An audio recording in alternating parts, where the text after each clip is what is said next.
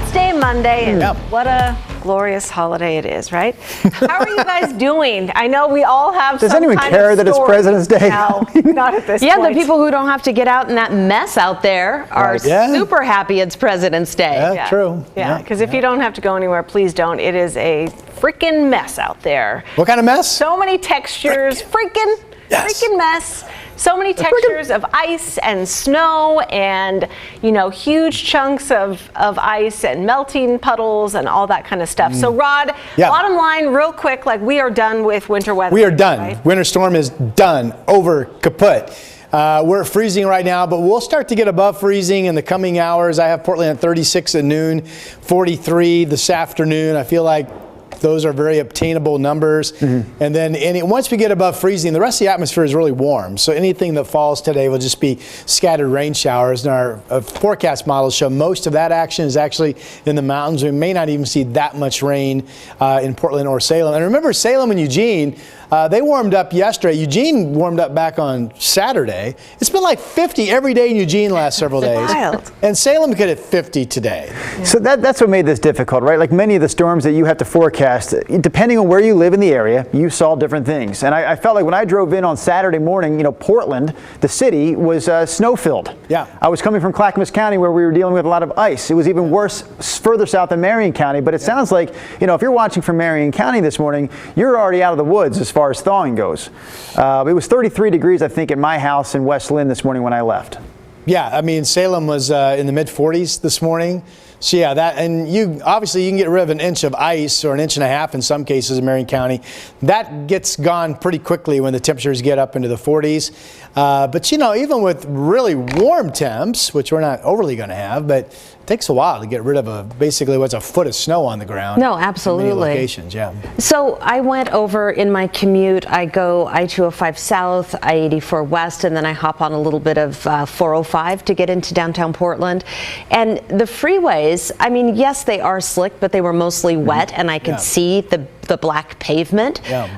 Those side streets, you guys, if you have to try and get out of your neighborhood for some reason, are absolutely brutal. I've got my Blizzak studless snow tires. I had no problem until I got to like a little half block to get into KGW. It was truly a sheet of ice. The car just went like this, and I'm just literally trying to get to the gate. And Rod, what are you driving? Because you said you got stuck this morning. Well, so we have a beautiful Subaru Ascent. I love that car. I love Subarus in general. But the only spot I had to come to a dead stop was we have the little security gate where you got to, you know, reach out the window if you're badge and do this and hope the gate opens. Well, it's actually on a little tilt. And our management didn't get that cleared out. So calling out the boss. To be honest, I was shocked. I feel like in past years, that would have been cleaned, and it wasn't this morning. And then one of our producers, Brian, had to come out with a snow shovel and help me get in. But about a month ago, I told my wife, we need to get new tires. And then I was looking at new tires and I realized, well, these things, according to the warranty, still have like 3,000 miles to go. We'll run those babies for 3,000 more miles. Well, there's not enough tread left on them to make them snow tires anymore. Brutal. So, so it wasn't the Subaru's fault. It was my cheapness that got me into trouble. It always is. Lesson learned. The big story, though, today is really the power outages, and we are going to be talking about this for days to come. About 250,000 PGE customers are without power. About half of those are in Clackamas County alone. Drew, you haven't had power since overnight Friday into Saturday. Right. He was doing his hair by candlelight this morning. Can you tell? Which is one of the best stories. You look fabulous. And I've seen a ton of people on our stream saying, you know, they're without power too, and just so many trees, you know, coming crashing down. A lot of people hearing that sound. You know, finally a tree will, if it doesn't even break or a branch pop off, you can hear just like massive ice shattering down. And that is very scary, you know, especially if it's nighttime or dark and you don't know what's going to hit your roof. Right. It's pretty scary. If you want to chime in this morning, basically we'd love to know where you are watching us, you know, where do you live and what are you dealing with in terms of snow, ice, and or power outages. And just a couple of real quick off the top as we take this live. Is that Devin's picture this morning?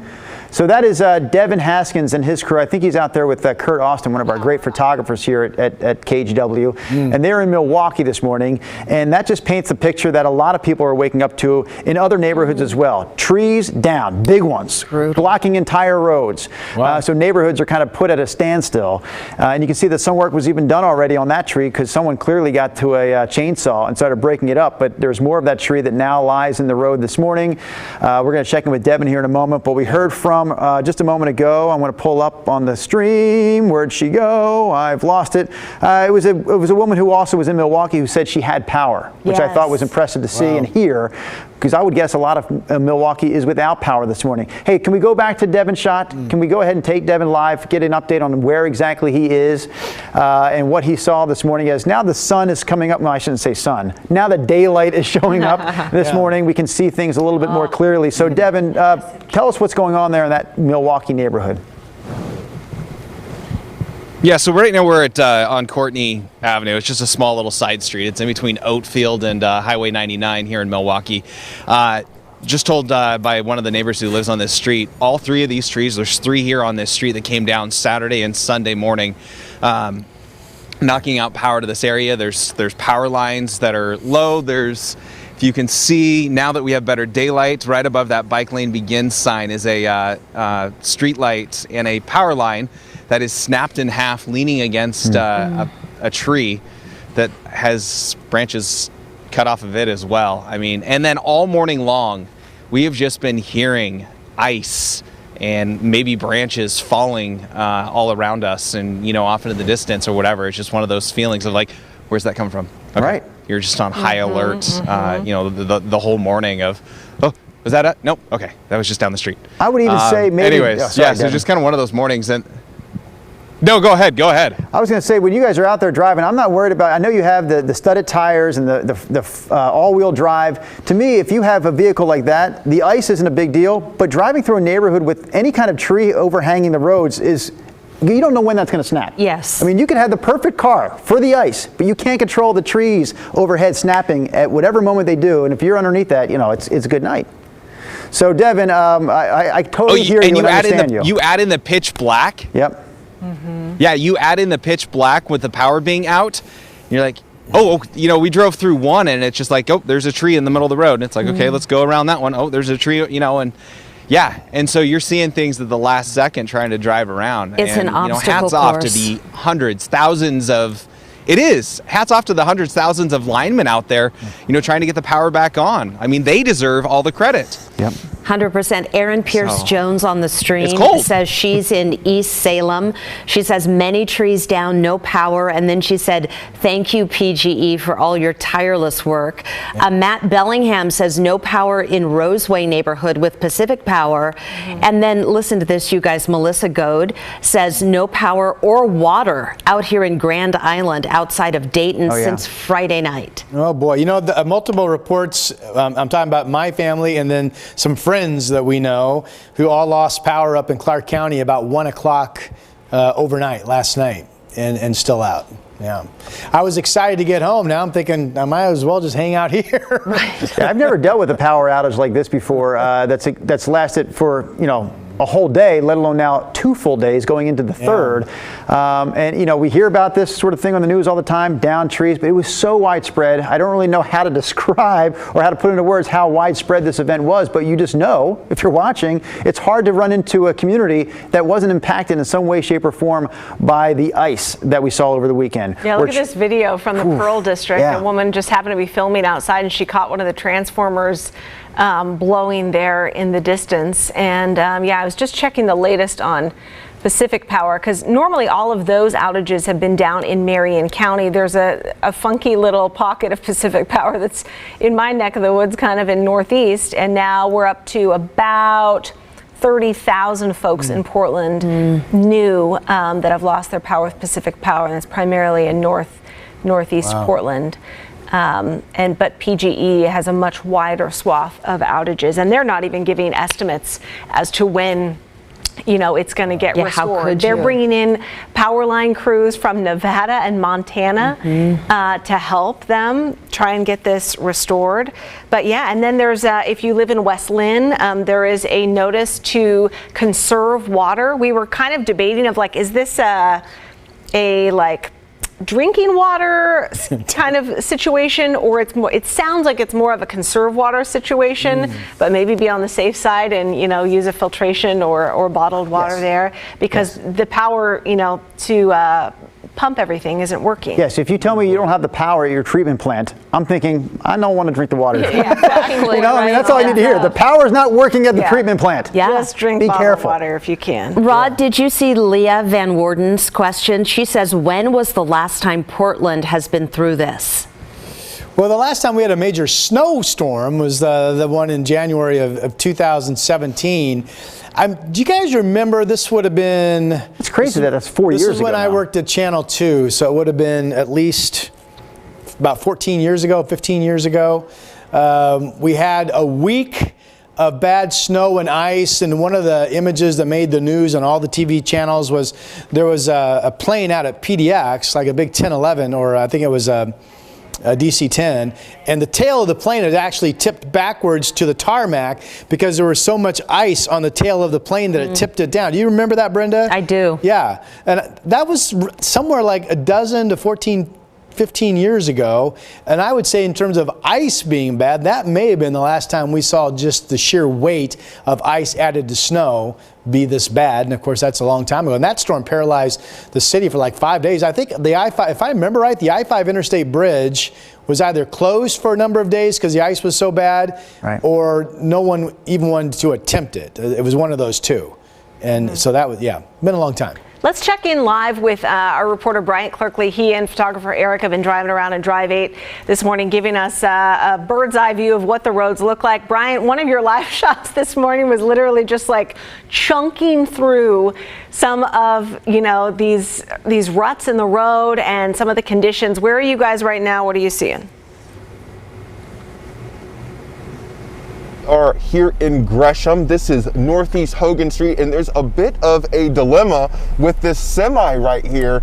As you guys can see, it's stuck in this Bi-Mart parking lot, and they had to call a tow truck so they could get the driver into the parking lot, and it's blocking the northbound lane. So if you're coming this way, you're gonna have to go around this huge semi, veer into the other lane for a second, and then veer back into the lane you're supposed to be in just to get around. So yeah, we've been seeing a lot of cars that have been stuck in the slush and the snow and the ice trying to get off of side streets throughout the morning.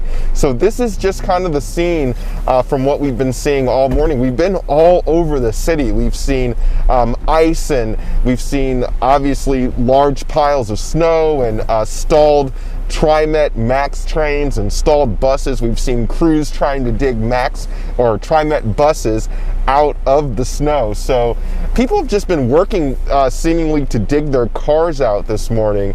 And as you guys can see right now, they are working to get this big semi out of this, or into the parking lot, I should say, here in Gresham. So be careful if you're coming on Northeast Hogan Street. So Joshua Madrid, one of our regulars, is posting, he's asking about Highway 26. Okay. That's the one thing that I don't travel over, but I know that the freeways I did come in on were, really quite Clean. good, considering what we've been through for the last few days. So Joshua, this is my question, because he is asking about his wife, thinking about maybe coming into work today. What's she driving? Because in the Goose Hollow area, there is still a bunch of yucky slush, and it's high. So if she has to turn off any of the main thoroughfares like Southwest Jefferson onto a side street, I wouldn't even risk it. Yeah, the freeways seem to be fine, but it's once you need to exit the freeway, you may not get very far because it is just so slippery and hard to get traction. And a lot of times the slush and the snow, I mean, it's worse than the other stuff. I mean, it just is. The tires just spin in it. I am stunned over the last few days. I've had to be out, and the number of sedans. I'm like, what are you guys thinking? If I had a sedan, I would not even venture out, and they get stuck right at that area where you're trying to turn off a side street and there's a bunch of, and then they're out in the middle of the road. I just am like, no. But there are a growing number of sedans that are now all-wheel drive, which you didn't see that 10 years ago.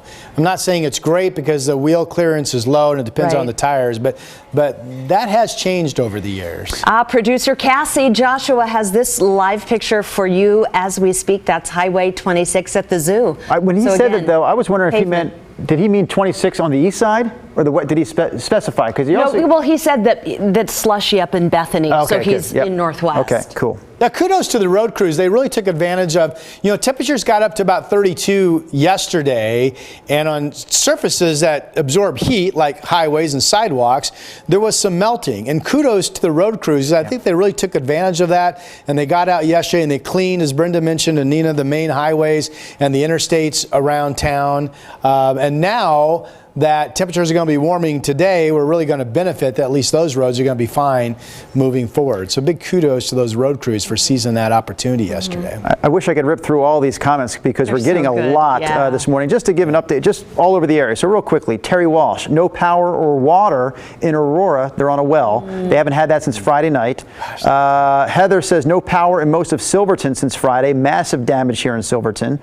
We have Stanford checking in from Mount Tabor, saying lots of trees down in the Mount Tabor area of Portland. Angela Barks Draz, I was surprised to see this. She says, in Newburgh, in my neighborhood, we do have the power. It never went out, thank goodness, because we are also on a well. Power. Newburgh realty prices just went skyrocketing. Jenny says our lights flickered at 4 a.m. We got the coffee brewing just before the power went out at 4:45. Winning in Ridgefield. I do have a question for anyone watching us right now on your cell phone or on your iPad, whatever your device may be, because you don't have power, you can't watch a TV. What are you doing to keep your devices charged? Oh, yeah. Because we had to just basically turn the car on and plug into the car at several times over the weekend, right, to charge them up. I don't know if you have a we have like the little transmitter, generator. The Mophie. Yes. Yeah, so it's like you charge it up, and then it's like you can take it with you on the plane, or that's where we bought it for originally. So we use that. But yeah, I opened the garage door, or somebody else did, because the power was out at some point, and we literally just sat in there and charged up. Yeah, and if you don't remember to take your ice scraper out of the car, so you can, scrape your car to actually because a lot of doors are frozen shut. So you can't even get in your own car if it's not in the garage. Yeah. Plug it in.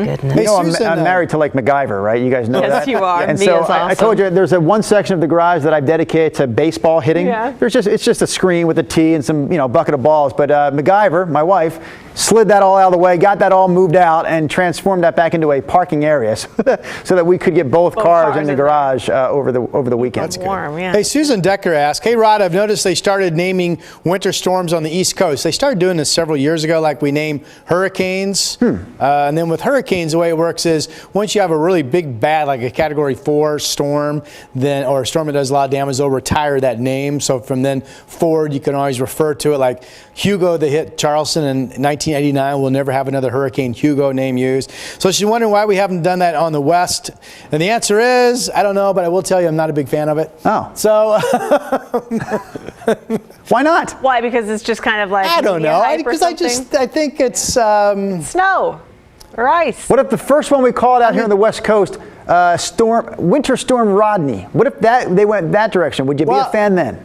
That would be cool. Let me say this. If we did do that, which I'm not a fan of, but if we did, you have to have parameters, right? So I would set a parameter of either 8 or 12 inches of snow on the ground minimum. Then you get a name. To do that. Shelby. And then you get a name. There you go. Hey, by the way, Director Byron wanted me to point out my picture. This is cute. Our backyard over the weekend. And the fun, our daughter Natasha, who's 14 now, but Grandma Kim, I think, is 82. And the fun thing is Grandma Kim was out there making the snowman with Natasha, and Grandma Kim also jumped on the sled and went sledding this weekend. Nice. Wow. My daughter. So how about Grandma Kim, huh? Now, your daughter's like a petite young lady. She's not very big, Natasha, but she looks like she's towering over Grandma Kim. She's approaching 5'6" now. Oh, Natasha is. No way. right. A growth spurt is upon us. Probably, I'm trying to think, am I taller than a snowman? I don't remember. Maybe you are the really snowman. They covered you in crashing snow down, there. yeah. Janice Tabor is answering your question, Drew. She says we're running our generator. We have a small heater in one room and an extension cord to run the refrigerator. Oh. We can also charge our electronics. Yeah, Drew, you were saying you had to go to like gas stations, well outside of West Lynn because Right. they didn't have power just to fill up the car. There's 1, 2, 3, 4 Westland gas stations, unless there's one hidden somewhere that I don't know about. But all 4 were closed yesterday morning, and I was like, man, I'm at a quarter tank. I better fill up before I have to go back to work. And so, yeah, I got on 205 and went down to Tualatin to fill up.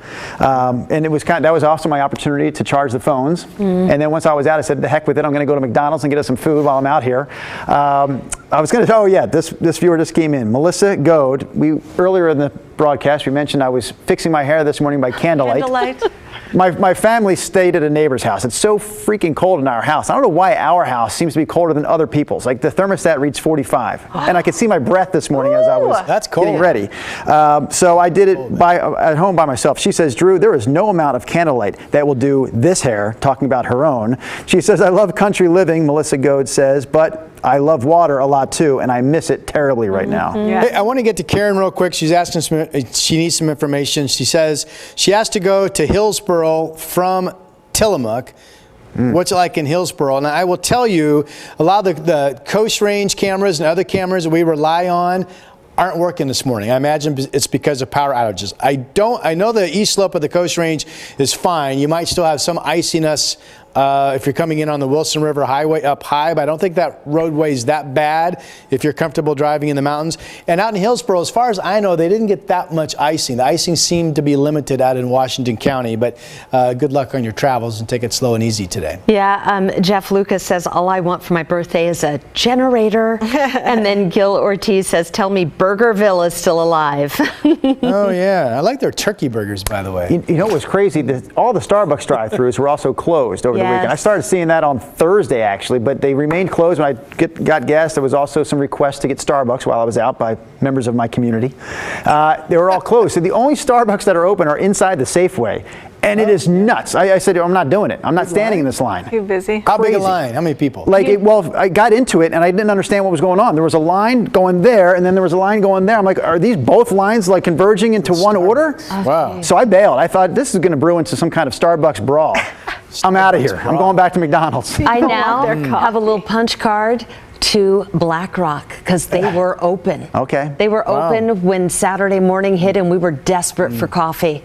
We needed our caffeine and we had no power. That's right. The coffee pot doesn't work without power. Oh, no. This is serious. Yeah. Hey, we could talk about weather all day, but look what time it is. We've been at it for a while now, so we better get running. Sunrise Extra on a Monday, coming to a close. We hope that if you're dealing with power outages and down trees, that you are staying safe and that you get that all cleared up sooner versus later. Thanks for joining us.